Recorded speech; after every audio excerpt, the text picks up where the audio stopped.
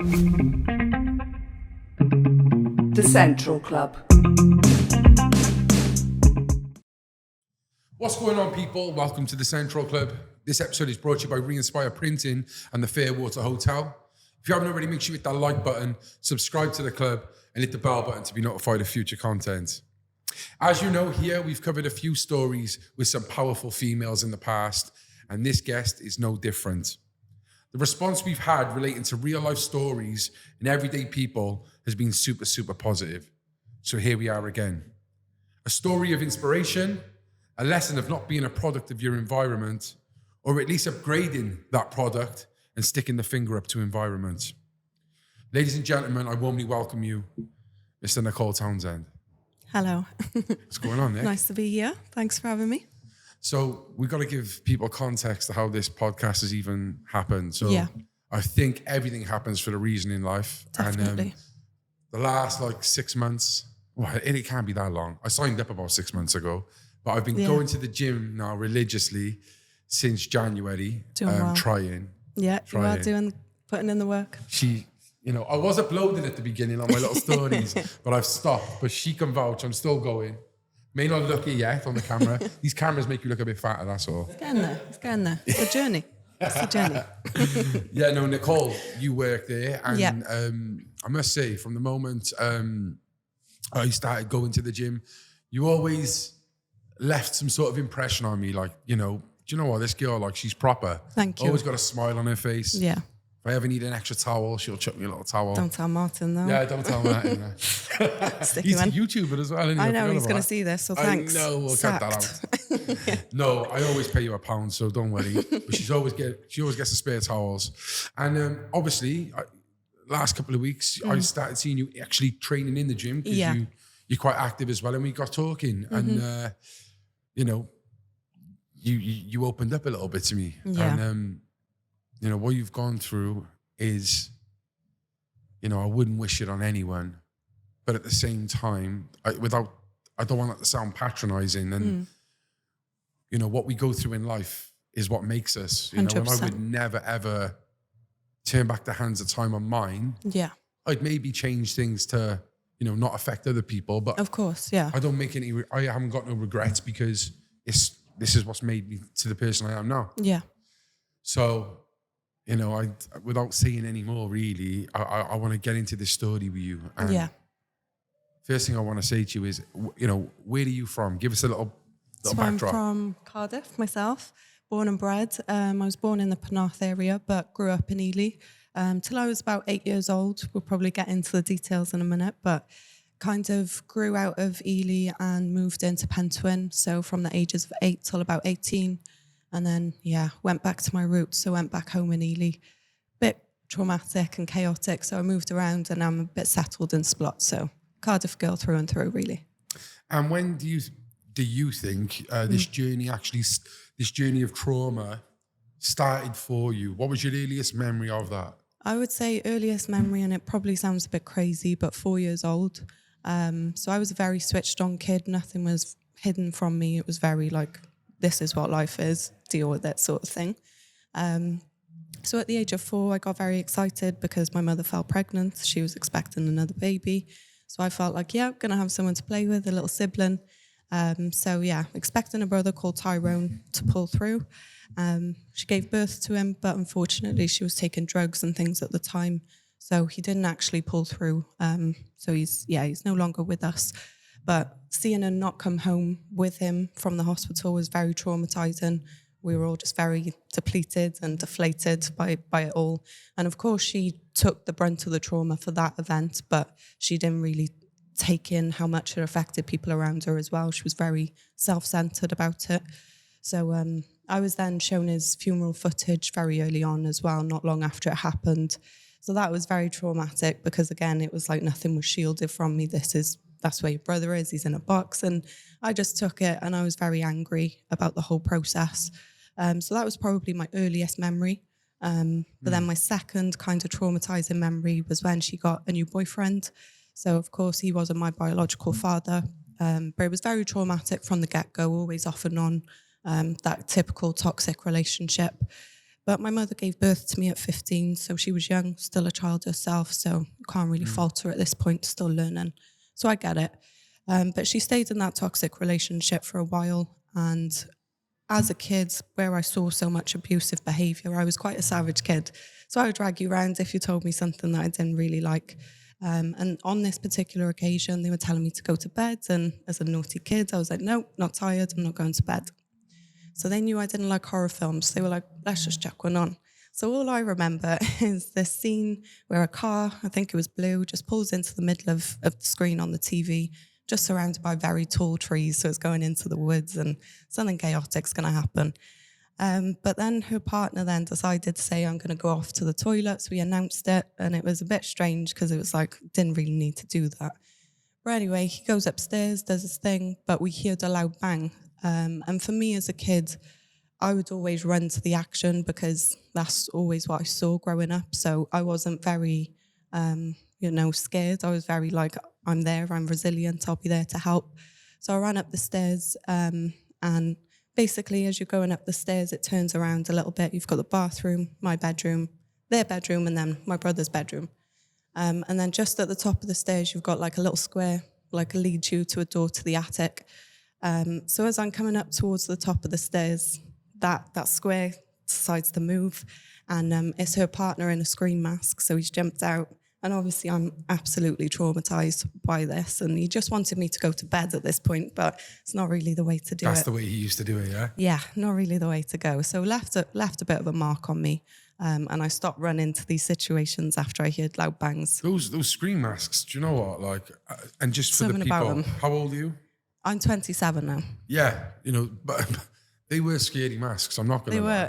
I'm not gonna lie. Especially back then, like you have mad AI like and green screens now that you can make funky things. So like it's like second nature almost. You don't think twice to see a weird thing. But back in the day, seeing a screen mask, it was quite like whoa, like okay. So and you actually say this is like the second like kind of traumatic memory you remember. Yeah, So, yeah, left a mark for people sure. out there to kind of understand that. Who might think that's a joke? Like it actually affected you, like Yeah, literally. And obviously they were still kids growing up trying to look after kids, but it's definitely not the way to go. So that was probably the second most traumatic event there that I remember. So you said at the time that your brother's room was there. So other siblings in the house? No, so at this point it's just myself. Obviously if Tyrone pulled through, he would have been there as well, but still young. So I'm 4 at this point, nearly 5. Yeah. And your mother, just with another boyfriend, yeah? Yeah. He wasn't your father? No. But he was the father of Tyrone. Okay. Did you know about your father at that time? Did you So for me, it was quite confusing. Quite confusing growing up. So she gave me multiple different names of who it could be. But I clung to the guy that I call my dad now. But he is technically my stepdad. So I always clung to him. We spent a lot of time together, grew a big bond as well. So yeah, it was confusing, but I eventually found him, essentially. Yeah. What was going into your 6, 7 into school days? Did you attend school? So school was very sporadic. When they would have good days, I would attend school, but there would be times where they forgot to pick me up completely and the head teacher's taking me home and they're answering the door just woken up. So it's like, come on, fix up a bit, but they never did. Did they take you to school though? Did they get you to school? They would get me to school, yeah, but wouldn't pick me up.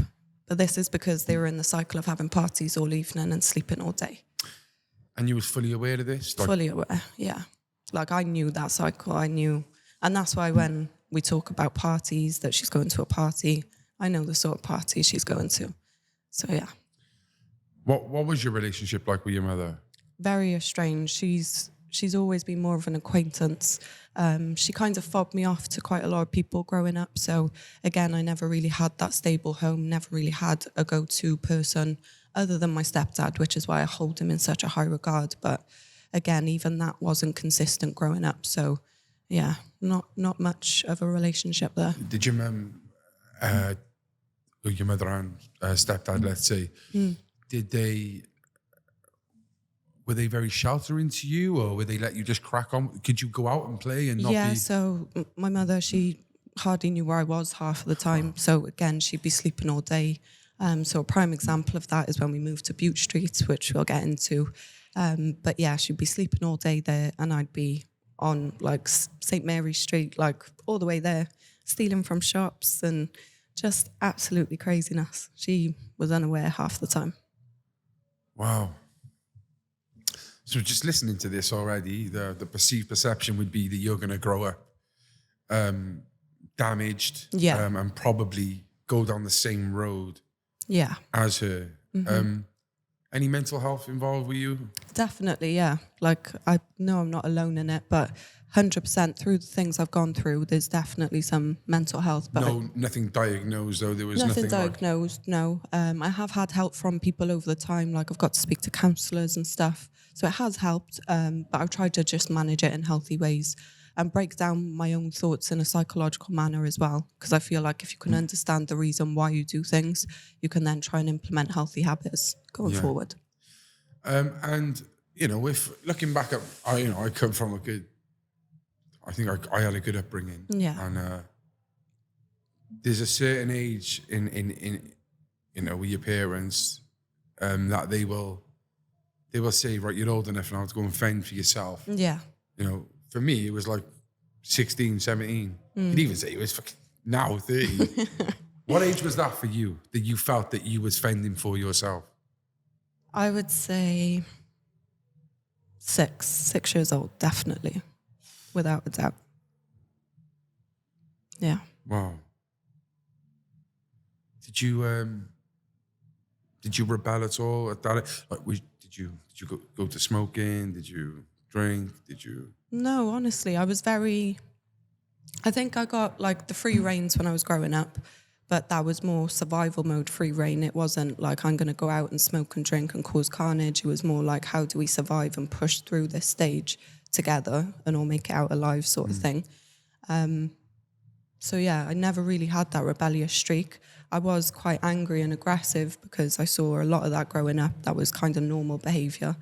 But yeah, never a rebellious kind of kid. So was you conscious of this then? You was conscious of the fact that this is hell.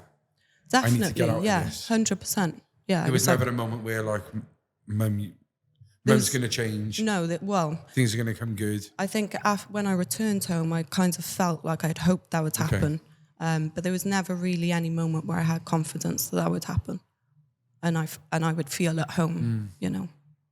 So tell me, before you did return home, why did you leave? How did you leave? Can you lead us up to that, please? Yeah, so in a nutshell, my mother had another child after that. So again, I had a brother. He actually pulled through, so I was absolutely over the moon. But then where that relationship with him was so toxic, she left that for a while. He actually went to jail, so it was kind of a good way to part.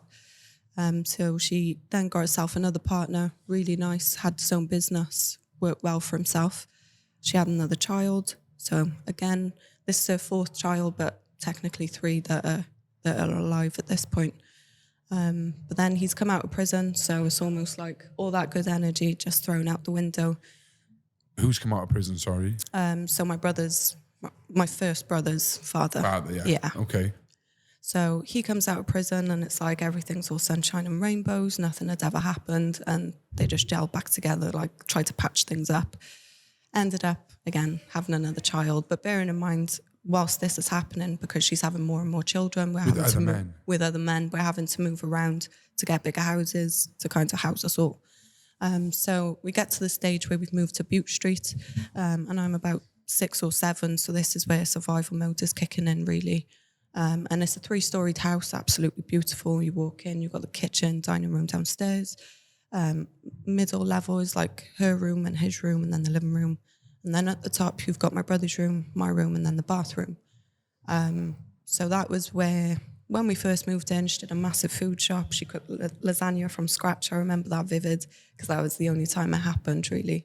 And obviously, weeks going by, the food's dwindled down, but she's getting back into this party motion now.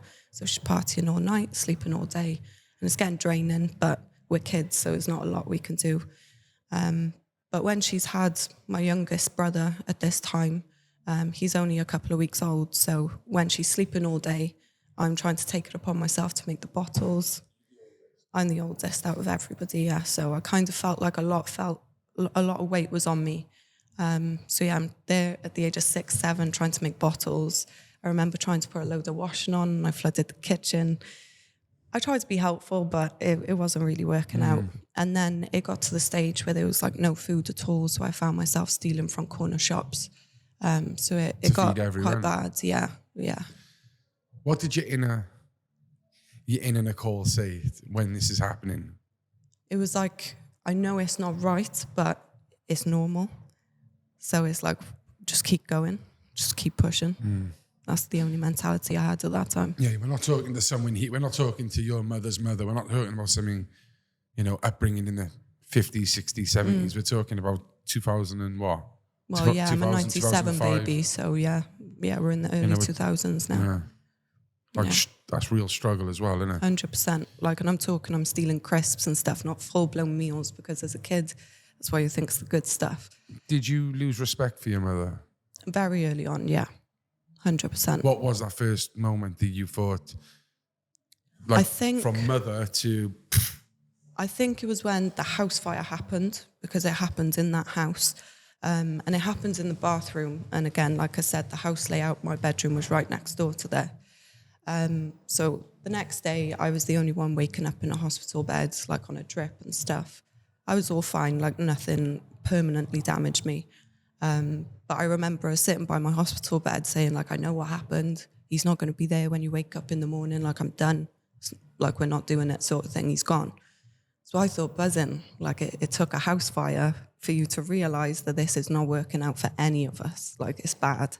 With the partner? With the partner, yeah, which is my brother's father. So it's kind of like a conflicting sort of vibe, because when the environment's good, it's good, but then we don't get enough of those good times to outweigh the bad, So yeah, I'm thinking, yeah, we can turn a new page, start from scratch as a family and start building together. Yeah, so she did say that he wasn't going to be there the next morning that we woke up, so I'm thinking buzzing. So I woke up extra early, hadn't even had to set an alarm as a kid. You're just buzzing. It's like Christmas Day. You think, yeah, we're going to do something as a family today. So I woke up and, they're both bollock naked in the bed. And that was when I lost respect, to be honest, because I just thought, not even the house fire worked. It's not enough. I just thought, what have I got to do, die for this to just make you realise it's not working? Okay, then. So unless we've missed some there, like, what was he doing wrong for you to want him gone? Because at the moment, it just, like, what was he just... To be fair, I'm kind of badging him. Off. Yeah, like, yes, it's coming across a bit rude, but a lot of events kind of happened that led up to the moment. So they were both being prescribed Valium at the time. Okay. And when I was growing up, that was rife. They were just chucking it out like Smarties, to be honest. So they would always argue over who took the last one, you're lying, you've definitely done me over. And it would just result in so much conflict, just clashing all the time. But then, like, they started involving fists, started chucking each other around. And we're not excluding Christmas Day. I mean, it was 365 days every single year. Yeah, it was chaotic. We just couldn't catch a break. You couldn't tell the difference between a Saturday and a Monday. Literally, you couldn't, because there was no difference whatsoever. There was no order and there was no routine. So when we're talking about school, I would say I went through for school like a handful of times when I was in her custody.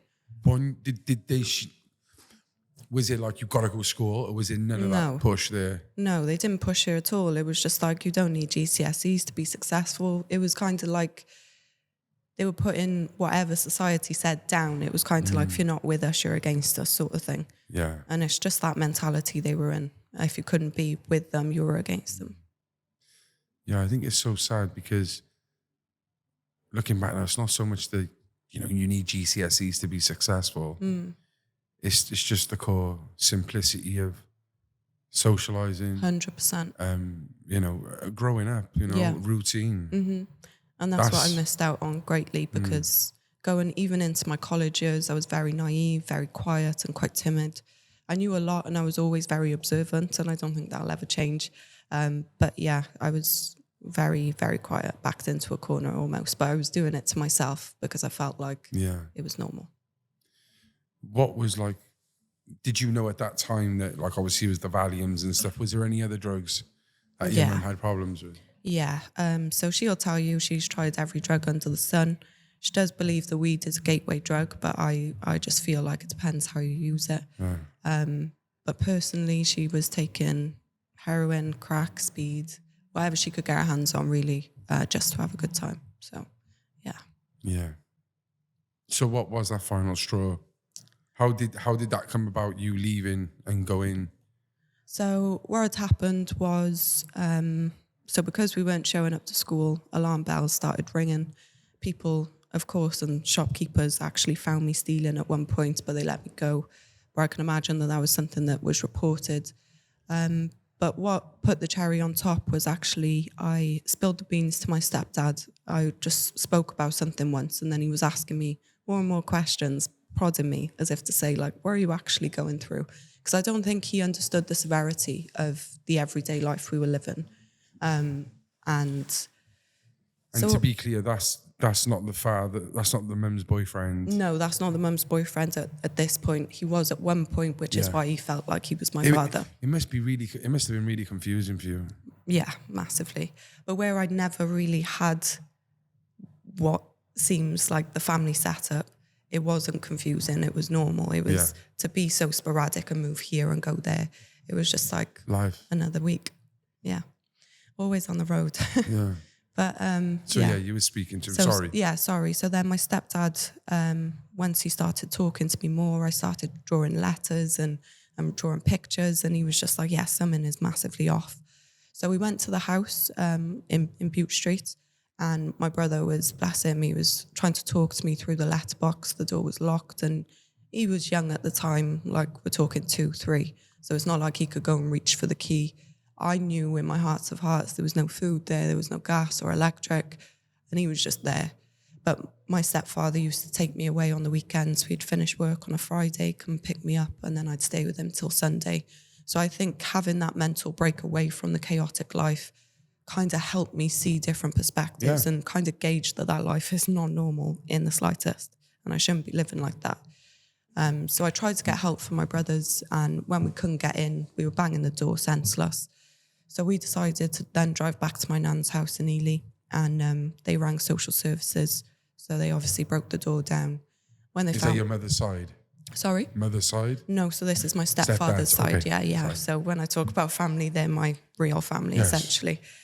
They called social services. The door got booted down. They found them in a very chaotic state. There was blood up the walls, urine, feces, you name it. Like, it was just, everything was everywhere. There's a 2-year-old involved. There's a 2-year-old, and bearing in mind my younger brother is a couple of weeks old at this time, which I'm trying to give bottles to when I'm there.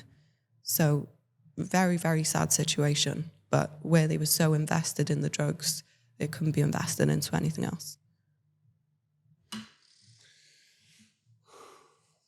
Yeah, it's deep. Did you want to contact social services? Was it a part of you that thought the fear of, if I contact, I lose them totally? So when we lived in that house, a series of events happened, and social services actually knocked the door several times. We were always told, those guys are going to take you away. Don't answer the door. Don't go and say hi or tell them what's going on, because they were the bad guys. So just don't approach them. But I remember going into my next door neighbours at this point. It was an older woman, and she was lovely. And she had a granddaughter who was like a similar age to me at the time. So I remember one summer, I went over, we played a couple of cards, and her grandmother offered me an ice lolly. And I jumped at the chance. I was like, yes, please. But then I was like, can I also have one for my brother? And she was like, well, where's your brother? And I was like, oh, he's next door. And she was like, well, what's he doing in there? I said, we haven't really got much food. Like, can he just have an ice lolly? I'll run it into him. So she did, bless her. She gave me one. I took it into him, and his eyes lit up. It was like Christmas. And I think she rang social services because she kind of gauged that something was off. And obviously she would have heard the conflict that was constantly happening as well. But yeah, they come across as very vicious people. So not a lot of people like to get involved or approach them. It was just kind of mind your own business sort of thing. Who's that, your mother? Yeah. So social services did knock, but they didn't make any real attempt to kind of investigate or see what was going on until it was really bad, until my stepdad had rung them and said, look, we've got numerous concerns now. So we do the phone-in show now, and we had an anonymous caller yesterday Okay. who was talking about how she believes, and she sounded like, I can't prove it, but she was in a very stable situation. Yeah. And, you know, social services are trying to take the kids off her. Okay. And I've seen this time and time again. And look, no, not everyone is innocent. No. But what I've started to see a trend of, which is so frustrating, is it's got to be an accident. This can't be on purpose. But social services are gauging the wrong people and looking at the wrong things, because there's you there with your mother. It took so long to intervene. Yeah. And there's people who are actually good parents who are having their kids taken off them like that. Exactly. The social system needs the biggest reform it's ever had, because there's kids that are still dying with parents that do not deserve them in the slightest, but just cover some bruises up with a bit of chocolate. And then you've got parents that are literally fighting to the skin and bone to prove their worth, that they should have their own children. And it's just not, they're not being taken seriously. And it's just disgusting to me. And this is why we're still having cases like Baby P and then broken families, because they're not getting the chance. Yeah. Would you ever want children? For a long time, I've said no. But I am getting quite broody recently. Everyone around me is having kids, getting a mortgage, and it's like, okay, it's pressure. But don't ever have kids because other people are having kids. Exactly. This is what I feel like I'm doing. I'm feeding into the narrative of what society tells you. You're not a bad need to person be doing that. I'm just saying. No, yeah, of course. Yeah. I just feel like where I've had such a chaotic upbringing, I never really had the chance to be a child myself. So I feel like I've been there. I've done that. And I just don't know if I could have the heart to do it all over again, not only because I feel like I've done it, but just because of the love I would feel. Like I just wouldn't want to be anything close to my mother. So I think I would go the flip side and be overprotective, which also isn't good. I think you'd be a great mother. Thank you. Maybe one day, maybe. So the neglect was evident. Yes, definitely. What was there ever a time where you felt like you were talking about the kids there and you was a bit more grown? You was neglected as well, but was there a time where you felt neglected in that house and was like, oh my God, I'm helpless? Yeah, so one vivid time, and my stepdad will back this as well. He remembers it like it was yesterday, but I remember it was a Friday, so he was picking me up like he usually did for the weekend. And I was banging on my mother's door, on her bedroom door, saying, can I have a hug before I go?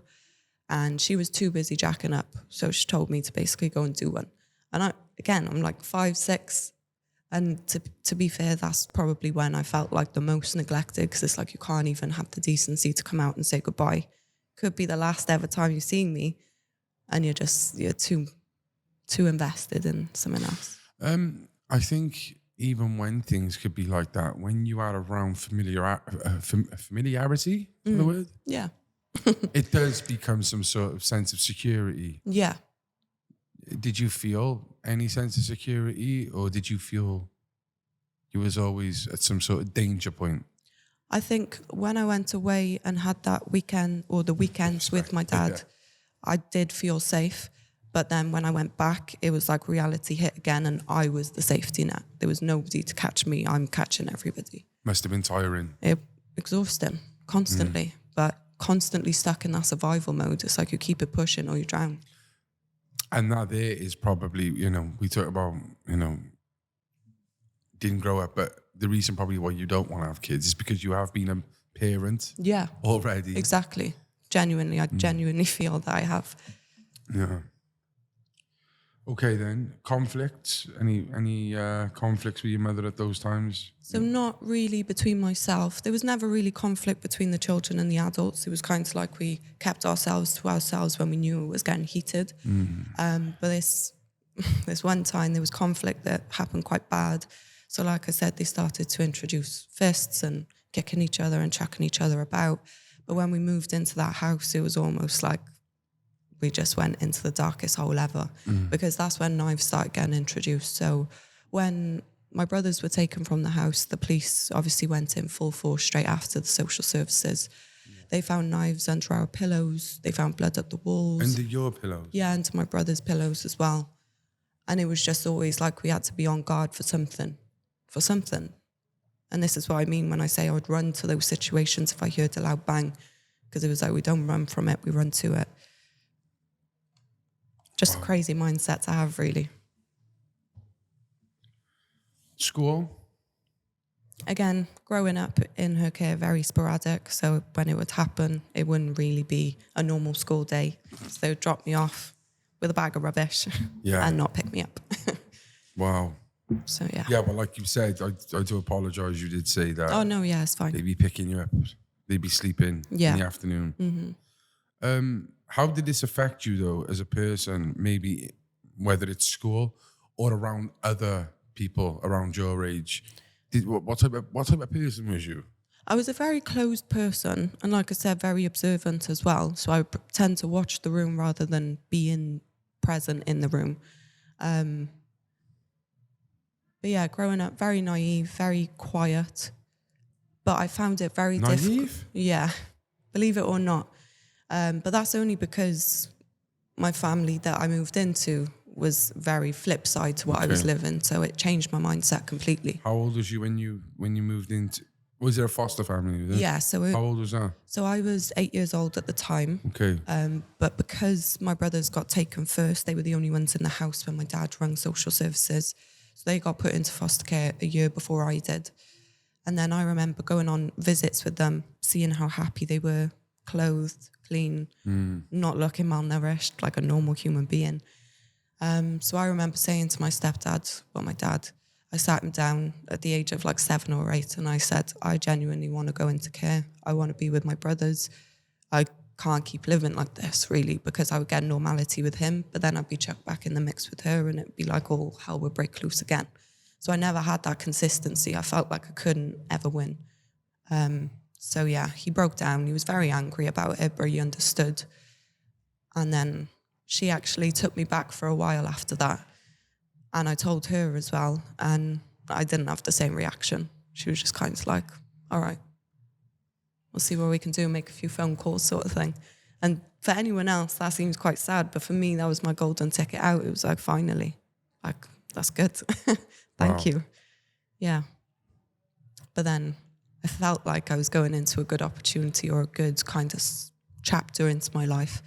And yeah, it was less traumatic in the sense of not much conflict or chaos. But there was a lot of emotional like abuse there. Really? So that made it a lot harder to comprehend. And when I say I was naive, I kind of went into a strict routine, had to eat at certain times, could only eat certain things. So yeah, it was kind of like they pushed me into a shell. Yeah, that's... I can never imagine what it's like. But for people who don't know, like myself, what is it like going into foster care? So everybody gets this kind of idea in their head that they're like the child snatchers and they're all in this massive home and all in like a shared room together, like Annie, really. But it's not like that. You're segregated from what you know is normal, whether you think it's right or not. And you're just placed with a different family and you've got to put that trust that they're not like these people and they actually have your best interest at heart. You're placed with different social workers every other week, so you're not gauging consistency there. But also as a kid, you're not building trust, which I think is very, very important. And I never had trust with the social services system, and I still don't now.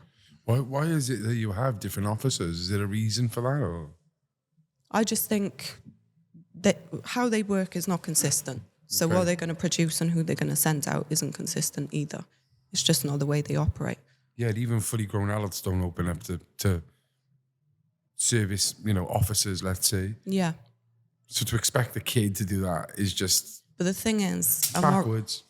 It is backwards, but the thing is, what really disheartened me was the fact that I did open up. So once I kind of got that breath of fresh air that what I was experiencing was wrong and I was right about the fact that it was wrong. I jumped at it and I was like, okay, let me tell you everything then, because it was kind of like a weight off my chest as well to know that I wasn't going insane. But instead of listening to me and taking what I was saying, they were kind of like just shoving it away in a folder and let's not talk about that because it doesn't look good. Really? Ticked a few check boxes, and we were placed under the special guardianship order. So that's kind of basically in the middle of fostering and adoption. So my mother would never sign the adoption papers, which means they have full accountability of you until you're 18.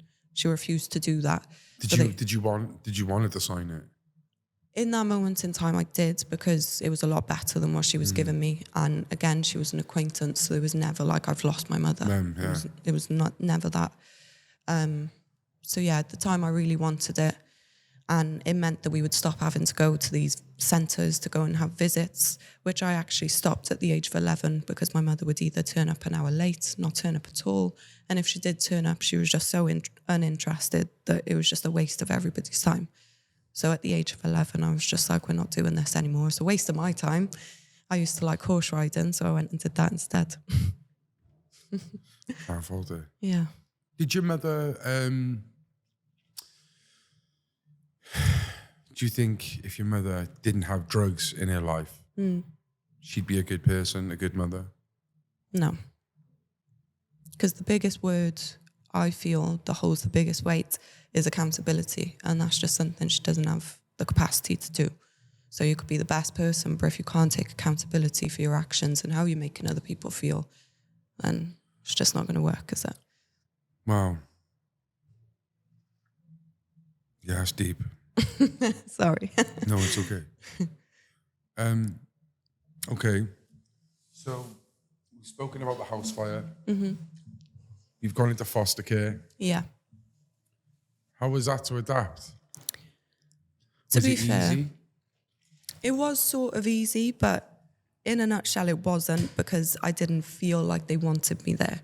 Again, they were ticking a few check boxes and they were getting paid an awful lot more to have me there as well as my brothers.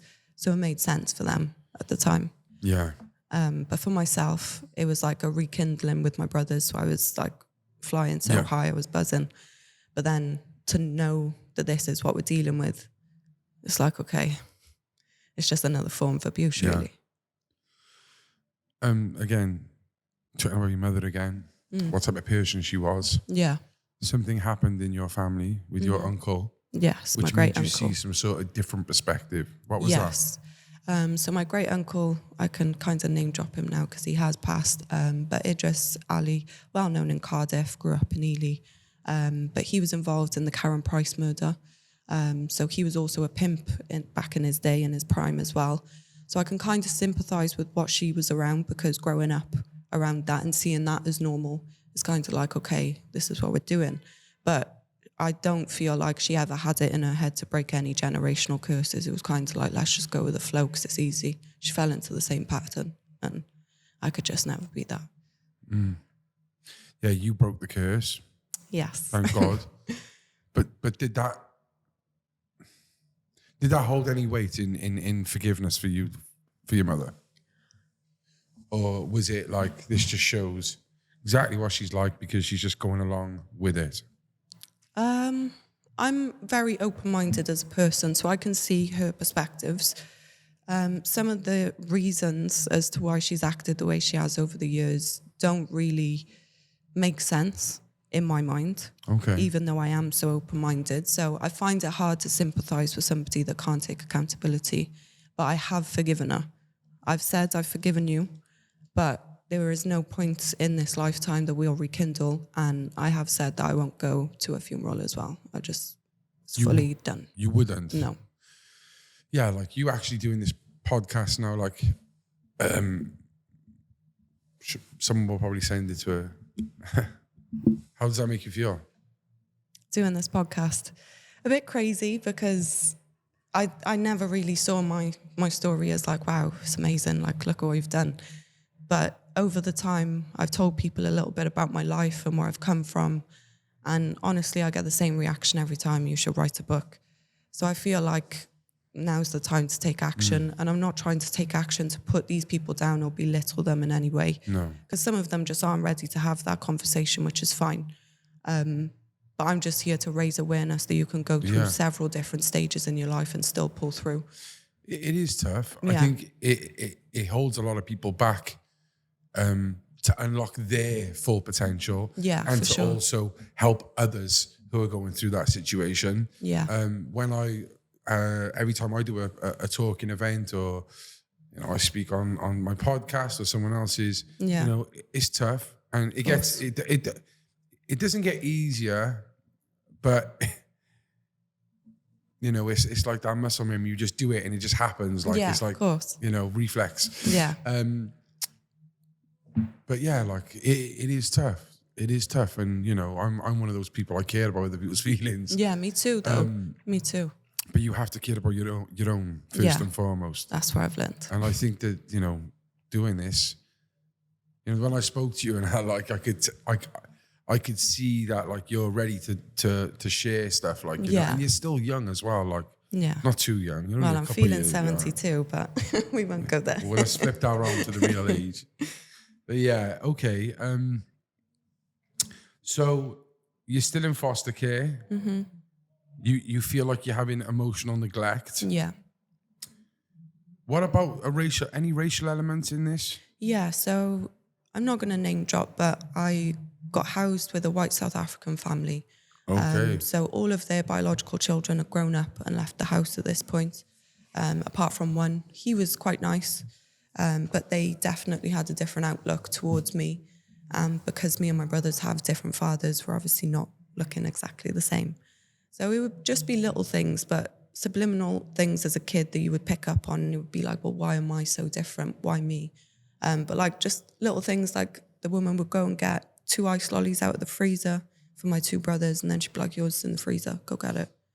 And it's just like, why? Your hands weren't full. You could have brought a 3rd one in. Little small things like that. And I'd always be in the kitchen cleaning, whether it was Christmas Day, Easter, whatever, I'd be cleaning up after they just cooked every single day. You had to? Yeah. Even if I had friends over, they'd be like, Nick, come down. You don't think that's a female thing? You think that's It's a racial thing, yeah. Because they actually lived in South Africa for a number of years. And they left when the apartheid finished. Exactly, yeah. So they left at a crucial time, but with 5 young children of their own at the time. So that's quite a big move to make. And then, They took their ideologies with them. Literally, in a nutshell. It's like the Nazis leaving to Argentina and having kids. Yeah, literally, that's how it felt. It's like the Nazis going to, Israel and adopting some little Jewish kids. This is it. It's crazy. Yeah, that's pretty sad. Suicidal thoughts? Yeah, so that then led on to suicidal thoughts, in all honesty. And that's in my teenagers, like 14, 15, that's where the mental health started to kick in, because it just felt like it was very self-blaming, that era. It was kind of like, my biological family can't love me, and now you can't even show me love. So it's like, there must be something wrong with me. Like, I'm doing something wrong. I just felt that so deeply for a long time. And at that age as well, like, you're teenager yet? You were teenager? Yeah. So just going into teenage you're coming years. of age, you're becoming a woman, Yeah. When you're young, you're that little mad fucking Edie girl who will run to the door with Bit of a savage. Yeah, didn't Exactly. really care, but now boys come into the element, you know. I weren't allowed to talk to boys. If boys were on the scene, I couldn't go. Wow. Like, they found out I spoke to one boy this one summer over Facebook messages, nothing explicit at all. And my phone was confiscated for 6 months. And as a kid, that's a very long time. It was like a religious cult or something. It seemed that way, but it was like waiting for your food in the microwave. It was a very long time. Did any of this benefit you, do you think? Do you think you, like, looking back, like, I'm glad I went through this, or no? Looking back, I get the aspect of the boys, like, because a lot of my high school friends fell pregnant quite early on.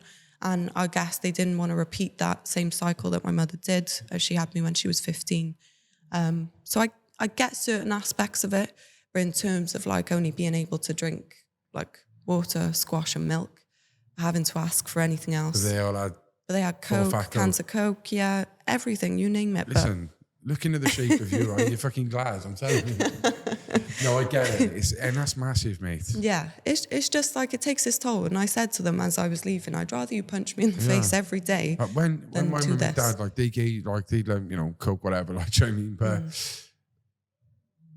like, if there was only water in the house, I felt like I was being tortured. If there was only tap water, it's like, like, it's the end of the world. Like, crying, How could you do punching this? the wall, playing the music, like I'm moving punching out. yeah. Scenarios in my head. And all Never that. coming back. Their shit family. Yeah, and- of course. I did go in because one time they wouldn't buy me cookies, the Maryland ones. Oh, well, I'd Loved be them upset as growing well. up. And they bought the Aldi version. And if you was I wasn't allowed happy. milk as well, it's a nice combination. Exactly. This is what I'm saying. So, yeah. Yeah. We've all been there. Did you ever self-harm? I did, actually. I went through a period of it in a weird and bizarre place, the ankles, which was very strange. Yeah, really Achilles? weird. Yeah. The back? No, sorry, on the Sides. sides, yeah.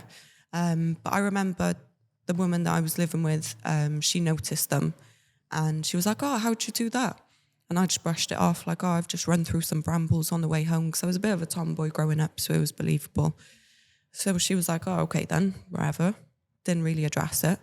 And then I think she noticed the week or two after that they were slightly worse. And again, she asked me, how did you do that?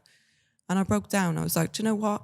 I'm actually depressed. Like I could have the best day at school with my friends. I could have the best subjects, feel like I'm the brainiest in the class, which I definitely wasn't. But but like there would be times where I just felt like I wasn't enough to keep going on. Like that's how bad and how low I felt.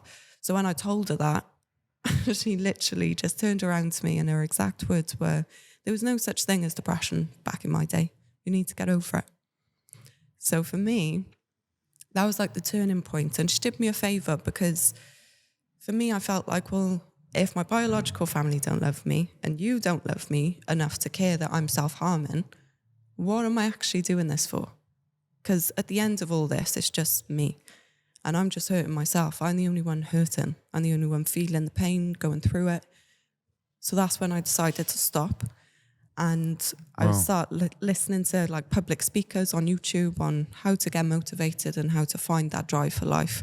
And again, I'm in my teenage years. So looking back on it, it's quite crazy concept to take. But it was just like, you need to find a meaning in life. You need to find something to live for. So I looked in my life and I thought, well, what is there to live for? And then I just heard my two brothers arguing. And I was like, that's exactly what I got to live for. So from then on, we became thick as thieves, like we were best friends, right arms. And I would do absolutely anything for him by any means necessary. And I take pride in being a good person, but I know that there's no mountains that I wouldn't move for them. And that's what kept me going. Yeah, it sounds like you, it's three of you? No? Three of us, yeah. Sounds like you're really tight, like we've spoken before about it as well. Yeah. And, you got each other at the end of the day. Exactly. We've all gone through this. Yeah.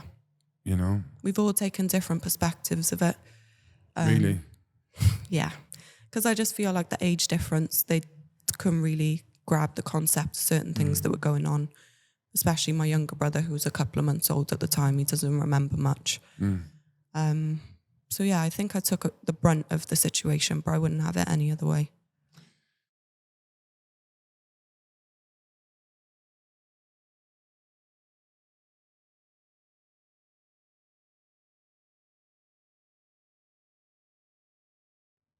You've obviously never had this positive outlook, this positive mentality all along. So Definitely not. at that no. time, like, what was your mentality? Like, what what was life to you? Where was you going? I wasn't going anywhere. I was floating in the abyss, in all honesty. I didn't have any sense of direction. And like I said, the first step was finding something that I needed to live for, something that got me out of bed in the morning and put a smile on my face as well. And for me, that was my brothers. So to elevate this, like all of us, I've had to think, well, how can we get out of this then? And that's when I started working and pushing forward. Yeah. Well, listening to that, if we went on to, the success of what you do now, people would think that's a fantastic story and like an amazing turnaround. Yeah. But that's just half of it. Yeah. We're just getting started. I think you have a bit of that in your life, don't you? Massively. And, we're talking like as if like this is your life, you're 70 years of age. You're only 27. Yeah. You've still got a lot to go. But, you still went through a lot of shit still. So, yeah. you started with? Did you go to college at the same time? Or? Yeah, so I was in college part-time, so I was studying A-level law, sociology and psychology. So my dream job was to become a criminal psychologist, and it's still pretty much a big dream of mine. But just the academic side of things, I'm not too strong. So it didn't pull through. But in the same breath, I was also working part-time in a vet surgery. So I started off there as a 16-year-old cleaner, just picking up poo, like sweeping up the dog hair and stuff, just simple jobs. But then one summer they become very short-staffed, so they asked me to start doing more. So they were like, can you take the heart rate on this dog, etc., etc. So then they eventually put me on like a diploma. So I would go to vet school 1 day a week and then work like hands-on for the rest of the week. So I was almost qualified as a veterinary nurse, which is amazing. But then I got attacked by a Rottweiler. Quite badly as well. Really? Yeah, so I was in the kennel with it. Do you like dogs? Love dogs. I love all animals. Still to this day, it didn't really change my outlook on them, just because I understood it was the situation that the dog was in, not with any of its familiarity. So I got it. What happened? So I went into the surgery room. We were about to literally do an operation on a little chihuahua, and a Rottweiler started jumping up in his kennel, going quite sporadic. So the vet was like, before we make the incision, go and check that the dog's okay. So I went in, there was no muzzle on the cage, there was no nothing to say it was aggressive. So I went in, took the temperature, the heart rate and the resting rate. It was absolutely sound. So I was like kneeling next to him at this point. So I've gone to get up and he's just swung for me. So because I'm still pulling up as if to stand up, he's grabbed the top of my ear, pulled the other way, and I'm still pulling upwards. So the top half of my ear is like swinging in the wind. So he's trying to go for my nose then. So I've had to stick my hands in his mouth to stop him from biting my nose, so I'm not coming out like Michael Jackson. So I've come out of the kennel, and where my adrenaline's just going wild, I've saw my hand and I'm like, shit, let's go to the bandaging station. So I'm there bandaging up my hand and my ear is just pissing with blood. All of my scrubs covered in blood. Staff just rush in from everywhere saying, sit down, screaming at me. And I didn't know what was going on. Everything was all up in the air. I didn't faint, luckily. But one of the nurses drove me quickly to the hospital. They saw me there and then 20 stitches later, I was good to go. Ear and arm? So my ear was 20 stitches. They did an x-ray on my hand just to make sure there was no like muscle damage, but it was just bruising. So yeah, I had one day off work and then I was back to it. Soldier. Yeah, true. And that was, you're still in cage, are you still in foster? Yeah. Okay. Yeah. You're in college, you're now doing all this stuff after being sheltered for so long. Mm-hmm. Was there boundary, what's that like going into college and stuff? You've been sheltered, you're not allowed to film for 6 months. Was it nice? Crazy. It was nice because it was like, wow, everyone's doing their own thing. Not everyone's the same age, so you get to meet different people. So it was really nice, a positive time in that sense. But I did have an occurrence happen, and I do think that stems from me being so naive, really. So in a nutshell, I basically got raped during my time at college, and it was somebody I met in college as well. But me being naive, I put all my trust into this person quite early on. So that ended up in tears. But to say the least, it built my savageness back up. Like I kind of picked myself up. How did this come about? And if you can, what happened? Yeah. So I went into college, left high school with one friend. We ended up going to the same college together, so it was nice. And then I just got speaking to this boy, seen him around college. We exchanged numbers, so it was just like your average kind of how you get going. So we're talking, and then he's like, oh, do you want to come round and watch a film? So I'm thinking, with my adopted parents, that's not happening. So I slept around my friend's house, and she lived a couple of streets away from him. So I felt like that was the perfect opportunity to say I was sleeping there, but just going over to watch a movie and then going to stay there at my friend's house again. So I did just that, went over, and I tried to text him beforehand to say, like, look, it is just a film now, isn't it? Because, again, I'm naive. I hadn't even done bits at this point. I'm very, sheltered. So he's like, yeah, my brother's in the next room. Nothing's going to happen. Weird like that. We're just going to watch a film. So I was like, okay, no worries. So gone to the house. He's nice, warm and welcoming. And I just remember we're in the living room watching a film, and the last scene of that film I remember is it was a snowy scene, and he's chopped his fingers off and he's trying to maintain them in the snow, keep them cold or whatever. But with that, he's kind of just turned to me, and it happened in a millisecond as well. And it was like he just put himself on top of me. And at first I was like, no, I'm not here for that. So I actually pushed him back by his shoulders, and I was like, no, we're not doing this. So he was like, oh yeah, my bad, like, sorry, tried to brush it off.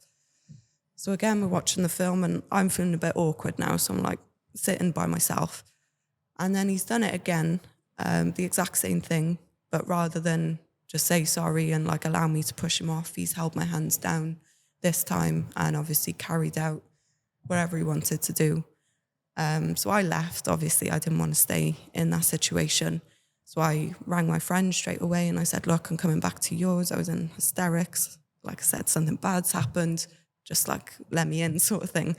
And she was like, yeah, of course. She was waiting for me. And again, it was a couple of streets away, so it didn't take me that long to get there. I received a text message from him then, not long after, saying, should we start seeing each other?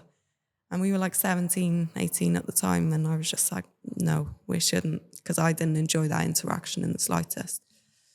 And I wasn't on any birth control or anything. So it was actual intercourse? Yeah, it was the full shebang. Was this your first time as well? Yeah. Really? Yeah. And because I felt like it was my fault, where I was so sheltered, I felt like I should have listened to my adopted parents. Was I being a frigid? And exactly. Or did I do something to kind of make him feel that? Signal, yeah. So I, again, a lot of self-blame. Did you feel comfortable with it? No. No. And I said no all the way through. Yeah. I was gutted.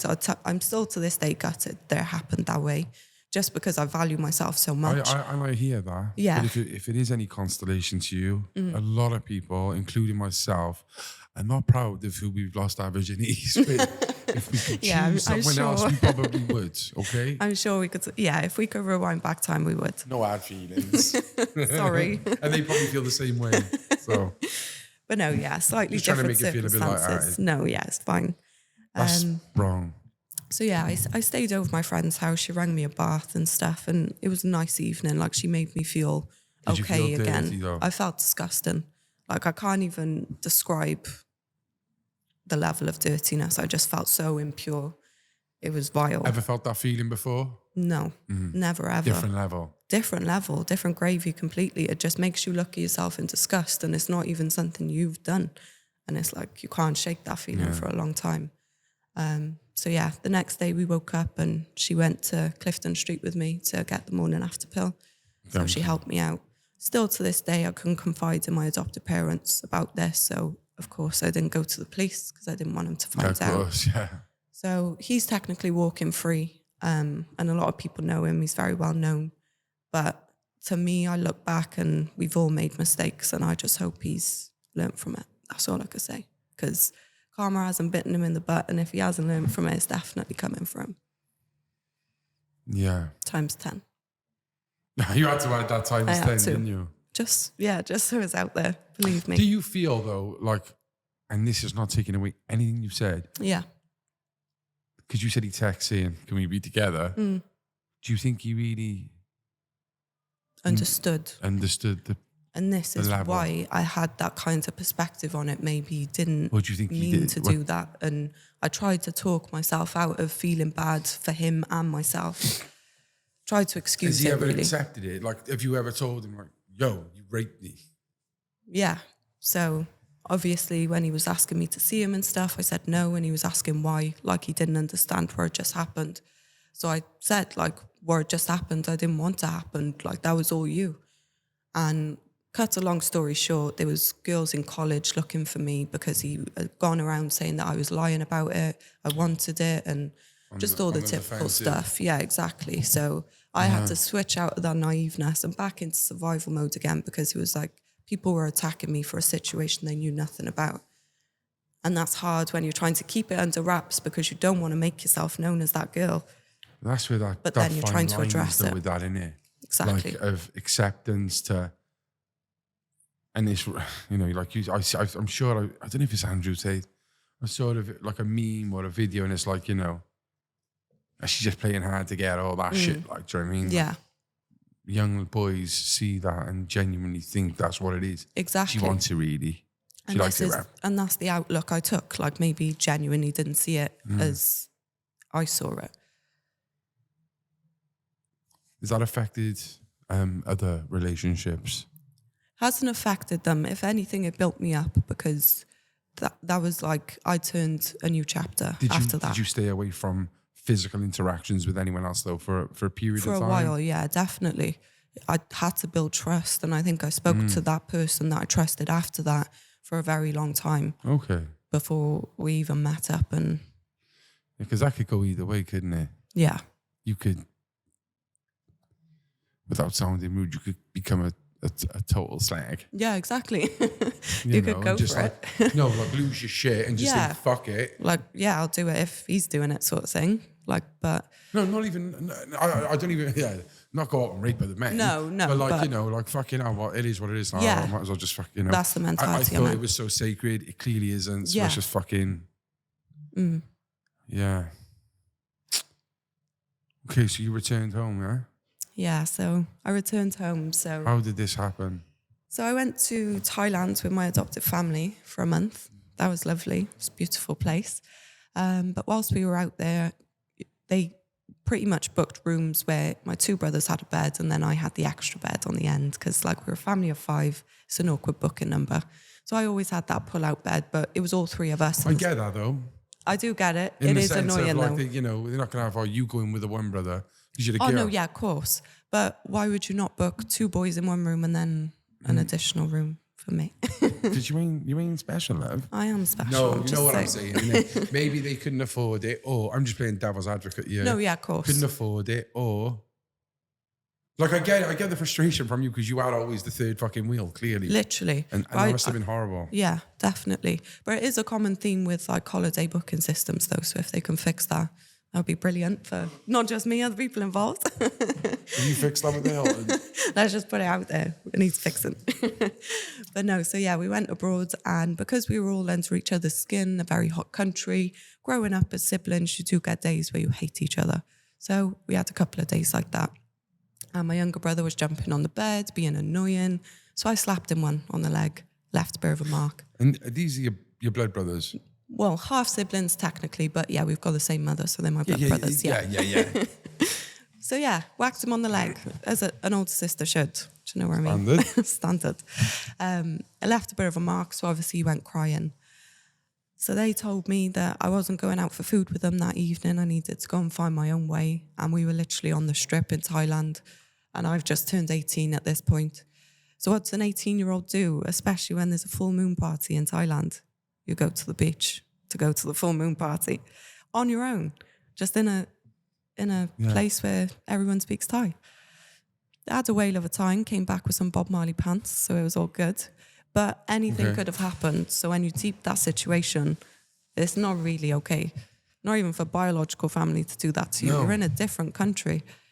Yeah. So yeah, that was harsh. So the break off of you leaving them was It was more as like, simple as that? Is it as simple as that? Is No, it just so you're it 18 was- now, go? more or less, like in a nutshell, that's what they were implying. But they were just kind of making my time with them worse and worse. So it was kind of like pushing you out the door. But yeah, in Thailand, I kind of realized the severity of just how much they didn't care for my welfare. So on that beach, when I was absolutely steaming, I made plans to go back home. Swear. So I was messaging my uncle and I said, look, as soon as I'm back, pick me up from town, literally by the View Cinema, and just drop me off at my mother's house. And he was like, are you sure? And I said, yeah, just do it. I've had enough. So that's exactly how I went down. At this time, like for you to just say, drop me to, has she been vocal at all? Who, my mother? No, so no contact. We've had no contact up until Oh, this that's point. But interesting. I just felt like there was a potential chance that having 11 years apart from her, she could potentially change her ways a little bit. So I clung on to that hope really, and I felt where I was so unloved in this situation, maybe if I go back to my roots, hopefully they would have fixed themselves a bit.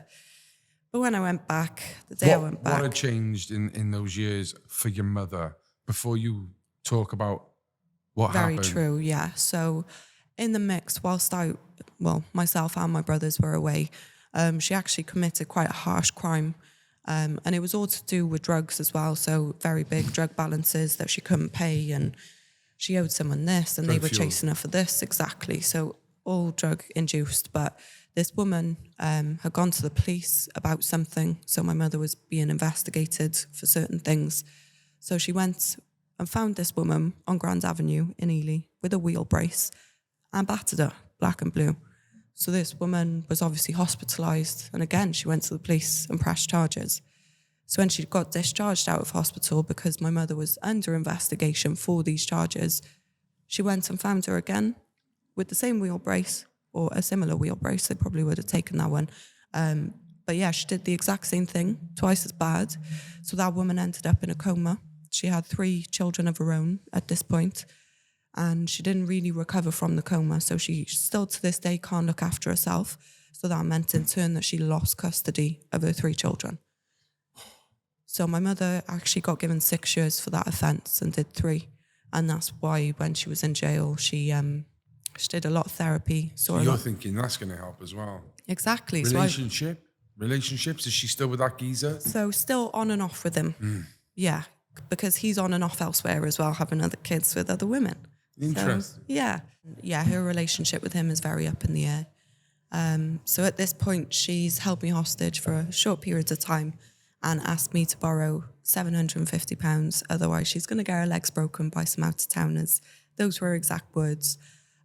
So what would happen is she would rent her rooms out. So she had a 3-bedroom house off the council, and she kept convincing them, my kids are coming back, I'm doing the house up for my kids. So that was the front she would put on.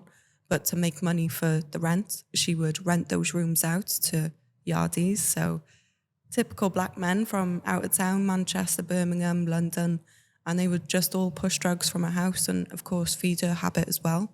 She was probably racking up a bill in this moment and just didn't pay them. Well, that's what happens, you know. You think it's, I'm going to rent the rooms, get some money. Exactly. But really, it's... fueling a vicious cycle. A cuckoo type of thing. Yeah. Trap house vibe. Literally. Where, you know, they're not even paying you cash. It's not even rental with money. Yeah. It's drugs. Exactly. But because they're there, you know, 7 days a week, 24 hours a day. Yeah. And your habit is exactly 7 days that. a week, 24 hours of the day. Inevitably, the cost of them staying there, it's going to outweigh the benefits. It's going to outweigh your habit. Of course. And you are going to rack up a bill. Yeah. And do you know what happens then? So rat That's race. their house. Yeah. It's not their bedroom. Exactly. It's not, you know, your bedroom you're renting out to them. Yeah. That's their gaff. Stabbings have happened in that house numerous occasions. Like her house has been taped off and on Fed Spotter. Like it's been countless occurrences there. Wow. Yeah. Well known for it. What's the location in Ely? The street? Do you reckon I should? Oh no, yeah, let's leave it there. Yeah, let's leave that out. It's a bit specific, isn't it? I think I know. Yeah. There you go. I'll say to you off camera, obviously. I really want to know. Okay. Yeah. Oh. Okay then.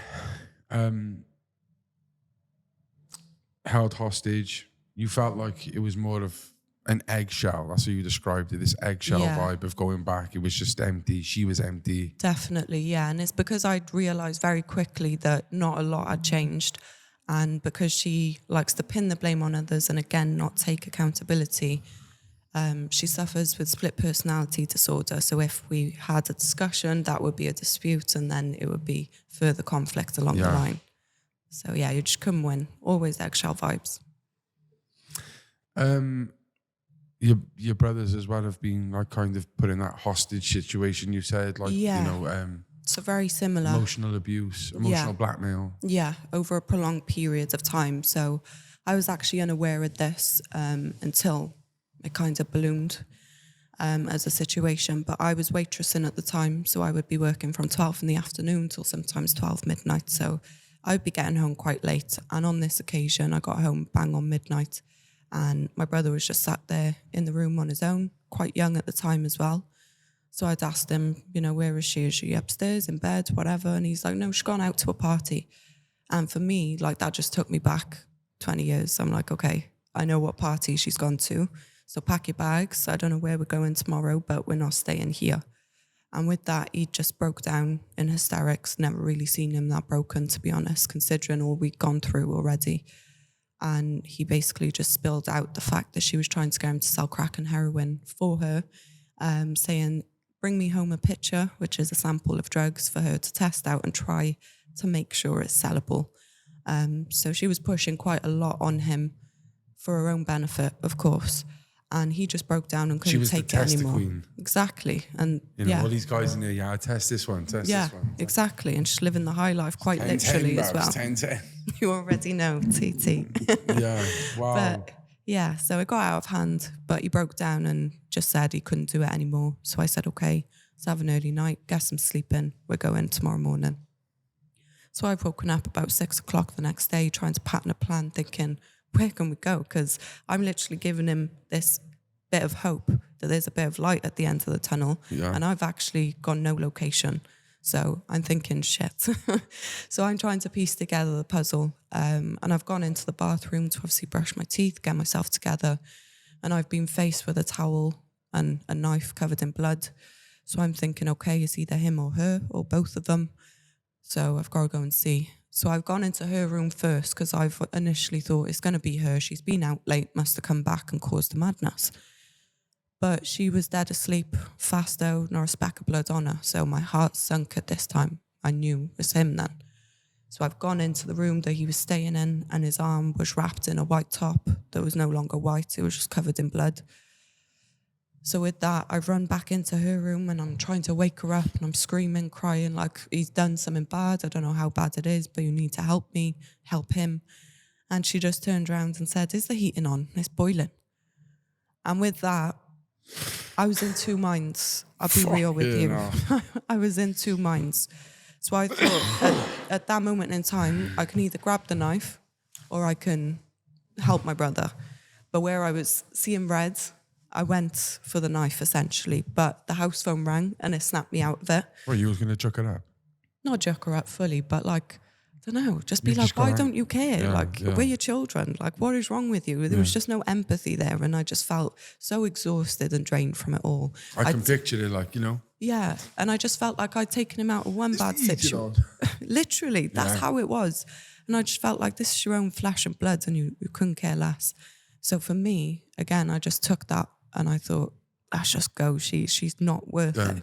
I can't lose my life and lose the protection for my brothers over you, someone like you. So I couldn't even wait for an ambulance. To this point, we know how long they can be. So I just rang a taxi straight to the Heath Hospital and took him there. We left all of our bags. It was just a sporadic thing, like, let's go. He was quite dazed, couldn't really come around. So I was thinking, fuck. Got to the hospital and they were ready to stitch him up straight away. They did more or less because they realised he'd cut down to the tendon. So he meant it. It was meaningful. And they spoke to him once he'd come around and tried to gauge why he'd done it. He obviously didn't say the full severity of the situation. But then they found a note that he had left thanking me for everything that I'd done over the time. And that just broke me because it made it more real. Like he was just ready to throw the towel in. And for me, it was like, I'm living for you. So if you're chucking the towel in, how can I not do the same? You know what I mean? So it runs very deep. But due to his age at the time and the special guardianship order that we were placed under, the parents that we were living with and worked so hard to get away from had to take him back. Wow. But their exact words, they looked me up and down like I was a piece of shit. And they said, you're not coming back, don't you? Is that what they said? And I said, that's fine. Like, I was broken. I was like, that's fine. I was just exhausted because I knew that even though he wasn't with me, he was still safer where he was going than what I just put him into. So I felt guilt more than ever. So I was just like, it's fine, take him. It's a weight off me because I know where he is. So it was that. And like you said, the universe works in crazy ways and everything happens at the right time. So my stepdad, the hero he is, literally came to the rescue, rang me and said, I've heard a couple of things are going on. What's wrong? So I told him and he was like, right, I'm getting a taxi straight to you. We're going to get a taxi straight to your mum's, pick up your stuff in a civil way. And we're going to work it out from there. So I was like, okay. I felt like I had sense direction again after hitting so low. felt like, okay, the roller coaster's going back up. So we've got my stuff, and in this time, like, I've just run straight up the stairs, started packing my bags. And she's downstairs like, I need to live my life. They want me to do this. They want me to do that. Be home all the time. And I'm just thinking, what? Be a mother. Like, do your job, essentially. But yeah, it was never that. And I remember she bought me a pack of 4 socks during my time there. And I placed them back on the bed because I just felt like, I don't want to owe you a single thing. I don't want nothing, yeah. And I know I'm going to do Dad. exactly. Including socks. Including everything. And I know I'm going to do well for myself. And I don't mean in riches, but I just mean I'm going to have a lot going for myself in a positive way. And I don't want her to have any sort of like, yeah, I was a part of that. Do you know what I mean? Because you were never that part. You could never take credit. So, yeah. Was you so clear and like hell-bent on that happening? You knew you was going to make something of your life? 100%. Whatever that. Because I just thought, if I'm not giving up, I'm pushing for all I got. Because... You've made it this far. Exactly. Like Kim Kardashian says, like, you made it this far, why would I stop now, sort of thing. Yeah. Didn't come this far just to come this far. And I believe you can always push for more. So, yeah. So, you know, let's just like jump a bit. I know because we're strapped for time and there's still some big things that's happened. Yeah. But in a nutshell, from that to what you do now, or what, you know. Yeah. So like I said, I was waitressing at the time, hated the job, awful hours, awful pay as well. So when I moved in with my stepdad, which is where I went eventually, so I was sofa surfing there for a while, he put me up. But I actually gained some sort of consistency and felt like it was a bit like home, felt a lot safer. So in my mind, I could start working on myself again, start to try and pattern the direction that I wanted to go in. And I always knew that I like to help people and be that empathetic person that can provide a bit of reassurance or just lighten the workload for somebody else. So I decided to go into dentistry as a dental nurse. Did the qualification in 10 months, Smashed it. Yeah. Paid for it all myself as well. So I feel quite proud that I achieved that. But again, it was that stability environment that gave me the grounds to do that. So yeah, I'm very thankful for my dad because he was a big part of the turning point, and I really believe your environment is definitely what shapes you. And it should shake people up, including myself, that once you're in a stable environment, like anything's possible. Anything. Like, look how in such a short space of time what you achieved. Exactly. Some people live in their parents or have it cushy. Yeah. And for fucking years do nothing but just sit on their ass. Yeah. And complain at the world, moan, blame. Exactly.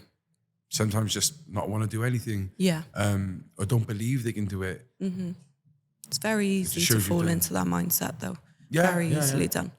But I just think, I always say it, you can't do better until you know better. So it's just about having that open mind to be learning every single day. And that's the only way you're going to grow, really. Do you think you're more advantageous to go through shit than to be spoon-fed? 100%. I wouldn't change it for the world. And I don't look down on anybody that's spoon-fed or has had it easy. Or just, I wouldn't change it. Fortunate life. Yeah, I wouldn't ask for that. Like, my fortunate life took me down the wrong path. The reason I'm successful now is because I went through the shit. Yeah, exactly. Although, the great life I had before that, my morals are the same. I'm still, my values have come from that, and the personal, my beliefs, but that drive and, that grit has come from the shit. Of course, never wanting to be back there again. The shit. Yeah. So that was good. So you dental nurse, got your own house. Yeah. You work in a gym. Yeah. Smashing life. Driving on the road. Driving. So life's good. Yeah. And you get in a relationship, which, we all have failed relationships at the beginning, but this is quite relevant to some of the other cases we've covered. And definitely. You think there's some value in this, yeah? Yeah, 100%. And again, it's not about tearing people down. It's about raising awareness more than anything, mainly on the prime red flags that we tend to ignore going forward. But in a nutshell, I felt like I got to a place in my life where I was pretty cushy, happy with what I'd worked for, and pretty comfortable. So I decided to download Tinder in the hopes of finding someone new. And I found someone new, not from Cardiff, from Pontyclean area. So I felt like fresh start, new face, get to know someone. But it was very traumatic from like we lasted about 6 months, but it was very off and on. But I look back on it now and notice that love bombing was very apparent. Like, you are my all, you're my twin flame. And it just felt like I wasn't myself. We were one. It was like we were meant to be. Was that a nice feeling? Initially it was, but then it got to the stage where the controlling aspect started to be introduced, like who you following, who you messaging. You need your notifications on at all times, so I know. Like, I even got to the point where I needed my Vinted notifications on, where you buy and sell clothes, because you can message people on there. So my notifications needed to be on. Okay. So it got You a bit... might like fall in love with the guy who just sold you a pair of vintage dungarees. Yeah, exactly. There was a possible chance. Anything's possible. So he had to have all bases covered. And I lived on my own as well, very independent. So he felt like I had too much control over my life. So I would often be staying up in Pontyclean, where he would pick me up. So I didn't have access to my vehicle if I wanted to go home. I had to get the train, and it would be a very traumatic experience to try and do that. So yeah, controlling aspects started to happen, but I would say I'm quite a strong person. So looking back, I kick myself a little bit. But I would say these people tend to come around when you're in a vulnerable state. So I was in the process of losing my granddad. So I deemed myself very vulnerable, even though I was happy in myself and what I was doing. My environment was kind of falling apart, so I was vulnerable. And I think that's where he clutched onto. Like, if you're sad, I'll make you feel better, but I'll make you feel bad about yourself first before I put that cherry on top and make you feel sweet again. And that's how they grab you. It's that dopamine effect. You want those highs, and you'll experience those lows because you know those highs are coming back, and that's what you look forward to, and that's what you're chasing. But after my granddad passed and we did the funeral and things, it was like a switch happened. It was like, no, I'm seeing things as they are and I'm not going crazy. I know that this isn't right. So I tried to put an end to it in November 2022. And then from then onwards, the stalking and harassment kind of kicked in. So yeah, from January 23, he posted an 11-page letter through my door, along with a padlock that had our names engraved. And the letter was just basically him confessing his love for me. Nothing really abusive or toxic, but just his undying love for me and the fact that he regretted everything. So I tried to like speak to him again and say thank you for the letter, and like don't really understand the padlock, but thanks. I was trying to be a good person. And he admitted he was going through therapy at the time and was sending me photos of him hysterically crying. And that's signs of a broken man. And that, so I tried to not make fun of the situation. I tried to help him. But I felt the more I tried to help him, he felt like I was getting invested again. So I couldn't be there for him in that aspect. So again, I cut it clean. I was like, we're not doing this. So that was the end of January. And then March 23, he gets a recruitment job, literally 5-minute walk away from my house. Bearing in mind, I live in Cardiff and he's in Pontyclean. So he's got to make that trek every day. And you can do recruitment from anywhere in the world. So I found that a bit bizarre. That was probably a big red flag for me. Yeah, and you don't live in the town centre. Exactly. You live in like a random part of Cardiff. Yeah. So it's like, we're not going to cross paths on just a random day. So it was very intentional to get a job there. He started sending me paragraphs at like 12:30 at night from his work phone, because obviously his number was blocked. So it just felt like I couldn't get away.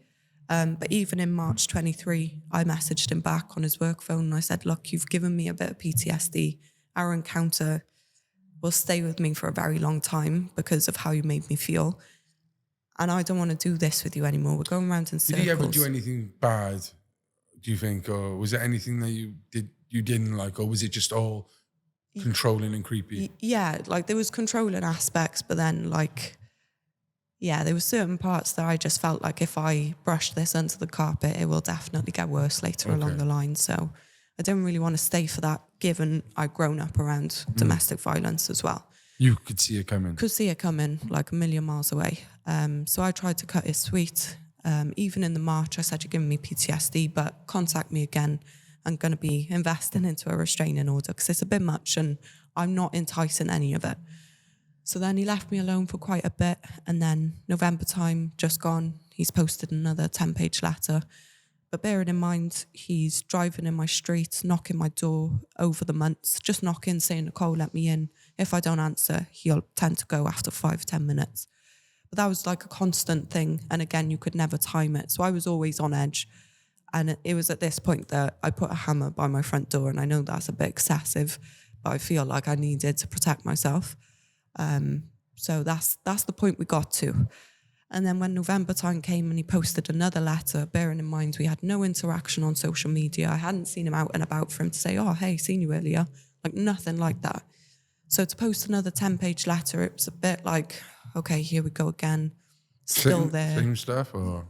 This was more self-centered. It was more like about him and what he's gone through and how I need to understand him. He's a very self-centered guy. Like, so he comes across as very narcissistic in the letter. So again, I haven't addressed that. I've just left it, but I've kept these letters because I know going forward, I'm going to need it as evidence. As a male, I would say, just in defense as well. Yeah. Like if he's been saying this, you, the second letter may have been a acknowledgement from him of what he's done. Yeah. And I'd agree with that. But when it's not a mutual feeling, you've got to understand when you're overstepping boundaries. And it hasn't been wanted since November 2022. And it's been carrying on. I totally, yeah. Yeah, I get it. I hate a linger. Yeah, literally. So yeah, that happened in November time. And then he made a new Instagram January time this year and just messaged me out of the blue saying, I love you. And I just felt like I genuinely feel trapped at this point because it's like I'm not giving you any kind of fuel for your fire, but you're still there staying lit. And it's just infuriating, but you feel like you can't do anything to make him go away, sort of thing. You feel trapped. So I stopped going out with my friends. I would see my family quite often, but that's because, again, they were my safety net. But I would barely go out and about, barely go out to town. I just wasn't living my life. I go to work, come back, go to the gym, come back, and that was it. So it wasn't until he made a new Instagram and started messaging me quite toxically and abusively, saying you've got till 9 p.m. before I drive down, you've been warned. And I'd even asked him why he hadn't moved on in this point. And he said somebody would have to kill me for me to move on from you. But even then I'd be with you in the afterlife. So unlucky. And it's when you realise you really can't get away from this person no matter what you do or say. So I got the police involved then because I felt like if I don't, I'm either going to defend myself to the point where I've hurt him or he's hurt me, or it's just going to be another Netflix documentary that just doesn't need to happen. It can be prevented. And a lot of these cases can be prevented as well. And that's the real infuriating thing about it. Because even though the police are taking action, and I am awaiting, like whether it goes to court or not, they weren't very speedy in their response. They deemed it like non-urgent initially, but it took for him to show up outside my house and wait and scream my name for 40 minutes and send me voice notes hysterically laughing for them to actually be like, okay, this person is not right. So they're actively doing something. So it's a waiting game, but more needs to be done on that side. This is still going on? It's still ongoing, yeah. I actually only made and went to the police at the end of January because I was feeling that trapped. And over the year, I've told people subliminally, you know, like, oh, he's posted a letter or I've received a padlock. And people are like, yeah, that's weird, isn't it? But they tend to laugh it off. And I feel like... They're not living it. Exactly. They're not living it. But when people are laughing... They're not going home at night and what's that noise? Exactly. And that's exactly how I've been, like, genuinely on edge. Like, I've FaceTime friends for 2 hours. Like, when I thought he had a key cut, I had my locks changed and I was on FaceTime going around all the doors in the rooms. Like, it's just been a crazy time, but... So, yeah. What is your concerns now with it? My main concern is just the fact that the police may not take it so serious. So I'm hoping to get a restraining order out of it. If anything more can come from it, then of course that's a bonus because it's not right and it shouldn't be done to anybody else. But I'm just hoping that he does actually take it for what it is and know that it's just done. But I just don't think that that's going to happen. I definitely think you deserve a bit of luck in your life. Just a smidge. Yeah. So again, from saying those things, yeah, can you give like 4 red flags? 4 red flags, definitely. There's more than 4. Okay, But I you, would you say, go. sorry, but I would say the first one is if you feel like you've got a bit of a routine going for yourself or a bit of a pattern in your life that does you good and you benefit from it. If a person is coming into your life and they're changing it, or they're trying to merge you more into their lifestyle than keeping your own separate, then that's a red flag, because they're deterring you from your likes and your hobbies, but also your sleeping habits and your routine, your eating routine, which is equally important that we don't think about. So eating helps us survive and function, but sleep does as well. So if you're fitting into their lifestyle, you're not going to have the energy to upkeep what you were once doing. So you lose yourself, and that's a big red flag. Also, if you're not seeing your family and friends as often, they should probably ask a little bit more. And of course, you can't always judge a book by its cover. Like some days I am antisocial and don't want to deal with people. But if you feel that your friends pulled away and haven't really come out on a social night out, but they were once bubbly and haven't been out for months, go and check on them. Ask them if they're good, because more time than not, they're dealing with something deeper, not just surface level. So that's the second one. Third one, I would say social media tells a lot subliminally. So a lot of girls like to take selfies, they're posting all the time. And if you feel like if they kind of drop off from their social media habits, that could also be a sign as well. So it's just about being extra vigilant. That's a really good one. Yeah. And I just don't think people think about those types of red flags enough. They don't deem it as a big enough red flag to ass out and make a move. But then the final one, because you asked for 4, so I'll stop there. My OCD. But the final one is going through your phone, asking you to turn your notifications on if you're used to having them off, or checking your followers and saying, who's this person? I've also been in the situation where he's taken my phone and unfollowed people that he doesn't like. And for me, that's just deterring my friends away. It's again, keeping me isolated. But I do have a lot of guy friends and I take pride in that. But again, that stems from a childhood wound. I'd never had a bond with my mother. So I've always found it a little bit harder to gel with girls and women. And that's just a preference. So would you say relationships is a two-way street? Of course. If someone thinks having guy friends, males liking their photos, Yeah. commenting on them is cool. Yeah, they're fine. Yeah. And then the other person thinks, no, they're liking that because they're trying to get your attention. And, you know, do you think those two people shouldn't get together? Or do you think they I don't think it's that. I don't really think that that's a big enough thing to deter two people away. But I just think it's... Is that a red flag? Not really. I just think you need to have that conversation. And set boundaries. Like if you don't like something, tell me how it makes you feel. I'll take that into account and potentially change my ways. But if I don't feel like I can and I don't see no issue with it, but you do, we got to decide whether we can move forward or whether we can't. So it's just about having that adult open conversation about it. But with narcissists, you can't really have that open conversation. You just feel like you're going crazy. And they were all great red flag examples. Maybe just one for the person itself. Okay. A trait in them that you think is... I would say very self-absorbed. And again, accountability, like that is a very big factor. If they're self-absorbed, they can't do nothing wrong. So it's always blaming everybody else. So if they can't take their accountability, it's almost like they can't... I think I've done that in the past. I think we've all been guilty of it though. Like, I'm right, you're wrong sort of thing. And that's point scoring. My life this, yeah. Exactly.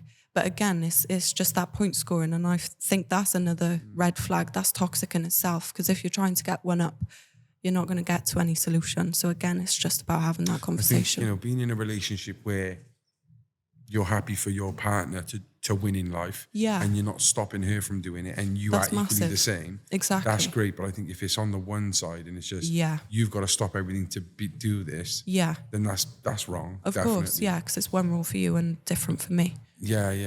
That's definitely wrong, isn't it? 100%. Yeah. Okay. Okay, then. So what do you want to do next for your life? I know we've had chats. Maybe you want to put it out there in the universe now. Why this not? is good. Yeah, definitely. But I've got many aspirations. And to be fair, this podcast is probably the tip of it all. So it's made me want to write a book eventually. And of course, like you said, I'm still young, not that far along my journey, but there's definitely more to come. But I feel like what's already happened can help so many people. You can write a book on adoption right now. You could 100%. On The care system. the care system, or living in a volatile household growing up with parents. You could write one on abusive relationships, not abusive, but harassment and stalking. I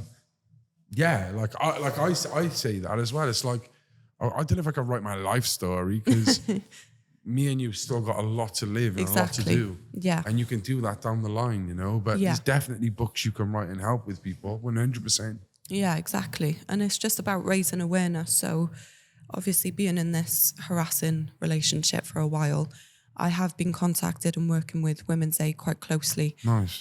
So again, it's just about raising awareness, putting it out there, looking for the subliminal signs that you wouldn't necessarily think of. And again, just being open to learning every day about yourself and others. Other girls going out in the world in the similar situation as you, single, live on their own.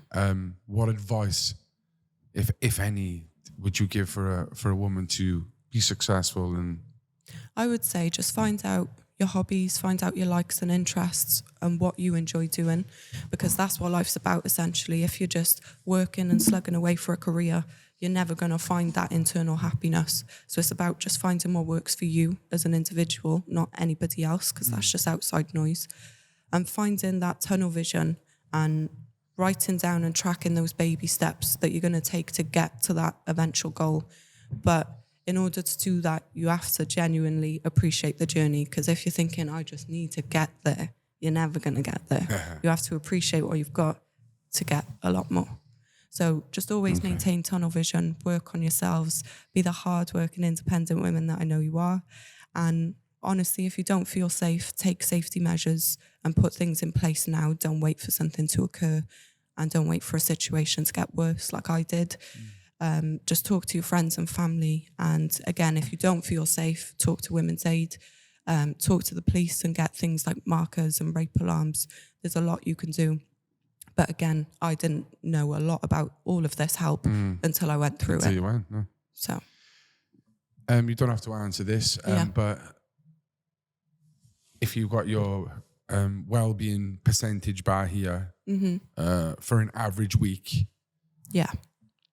how often do you feel down? How often do you get negative thoughts? I would say I feel down quite often, more often than people would think. Okay. And like you said to me in the gym, I've always got a smile on my face. But I feel like it's those that are smiling the biggest that are struggling the most. So to be honest, I do get bad days, but I try and channel that bad energy in a positive way. So doing things like going to the gym, going to see friends that give me positive energy. Like you shouldn't really put yourself around people that exhaust you in that state, because it'll just deplete you of everything that you've got left. So build yourself up in baby steps, build that resiliency and just get yourself to where you want to be. Future goals. I know you're a very athletic person. You want to go into some combat sports. Well, not just any combat sports, not just boxing, kickboxing. You want to do the bare knuckle. I want to do the bare knuckle fighting, yeah. And obviously we've had this chat that, like, in Cardiff, there's not many trainers and gyms out there that are training bare knuckle. So, for the people out there watching, like if there is any. Just help a brother out. Yeah, do you want to just touch on it, what you want to do? Yeah, so I basically did a charity boxing event, and it was a charity for cancer, and it's only because my nan and bamp passed away from cancer, so I felt like I was doing a good thing. But during the training, I actually found the love and passion for boxing, and I felt the hunger in my stomach as well. And all that pent-up anger, it felt like I could channel it in a very good way. And it helped me work on myself in the process. So it was like killing two birds with one stone. So I went and I did the fight. I didn't have a positive outcome or the outcome that I wanted, but I realised it's because I wasn't hurt. And that sounds so silly and so stupid. Find me a harder opponent. But I feel like I can deal with pain quite well. So in terms of bare knuckle fighting, not long after my charity event, I actually got approached by a page from Camden in London offering me a fight for £500, but there were no rules, unlimited rounds, and you basically fight till you can't anymore. Wow. So I was thinking, with How much? £500. I suppose so. I find In today's world, that's like a 50 sheet. Yeah, you're right. So it's there. nothing. Well, hang on a minute. Have you done any bare knuckle? Never. It's going to be a fucking shock, probably. 100%. I've actually never been punched in the face, so it sounds very bizarre. But I've just got that hunger and the passion in me that I really want to do it. Try it. Yeah. Okay then. Well, people, listen. If you're listening, we've interviewed a few bare up. knuckle fighters, so I will message them and send them this clip. Thank you. But yeah, just keep finding it. Speak to people like Monique Buxton as well. They've done a lot of boxing. Yeah, she's doing they really might well. point in the right direction for bare knuckle, Exactly. Fingers crossed. Yeah, this has been good. Yeah, it's been good chatting. I'm glad with you. you've done Thanks this. for having me. I am. Yeah, do you feel a bit better? I feel much better, in myself, but hopefully like these sort of life events will touch a lot of people I think it will. in a positive way. 100%. It's Is there doable. anything that you haven't, that you feel that you wanted to speak about? No pressure. I don't feel like there is. I feel like we touched base on all the really significant events and raised a lot And of if awareness. anything in the future, you never know. You could join the call-in show. Maybe I'll phone you up. But yeah, it just calls for a reform of the social service system. The police system as well, they need more preventative measures in place. And they need to act a lot sooner than they Prevention, not... do. Cure. They are a reactionary force, aren't they? Exactly. Okay, so what we do with all our guests, Nicole, Yes. is, as you might have seen, final message down to the people, those who you really want to touch, and inspire. Mm-hmm. You can say whatever you want. Finish us off. Okay. I just think that if you're going through something traumatic at the moment or you feel like you can't push through, just know that there's genuinely always a light at the end of the tunnel. And I believe that there's a solution to everything. And if you feel like you don't have the solution, there's always somebody else that's going to have it. So go and find those people, connect with the people that you need to be around that's going to give you that positive energy to keep your motivation thriving. Surround yourself with positive energy and you'll become that positive energy to spread light to others going forward. So just keep it moving, keep the light spreading. Smashed it. Thank you. I can't wait to hear this back. Is your voice like very relaxed? It's like, yeah, okay. Just need some classical music in the back. I just want to come give you a hug quickly. Oh, thanks.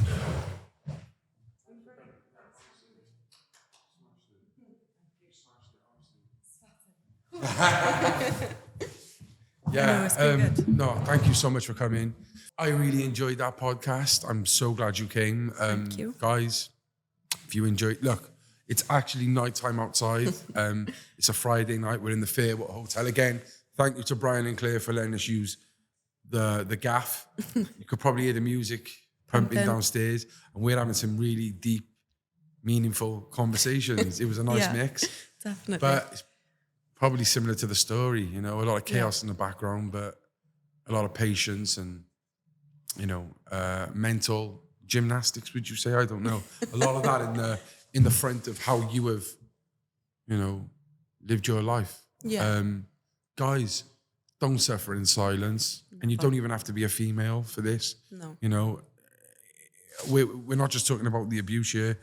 We're talking about the upbringings and the adversities people go through. And you are, like I said at the beginning, you are that proof that being a product of your environment does not give you the excuse or give you the shitty hand to carry that on in life. 100%. If anything, it gives you the tools, which I have always said, and you've proved my point again, it gives you the tools to succeed. Yeah, to do better. To do better. Than where you come from. So if you're going through some shit right now, whether you're, I don't think you're watching the podcast, but whether you're 5 years old, whether you're 10 years old, 15 years old, or 20 years old in your mum and dad's fucking house,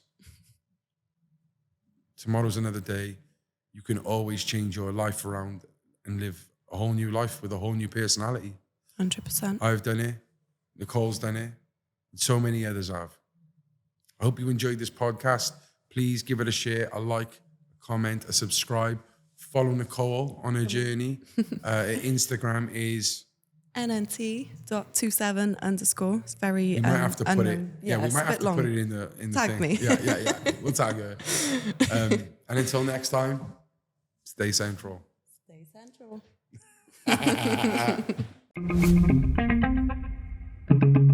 The Central Club.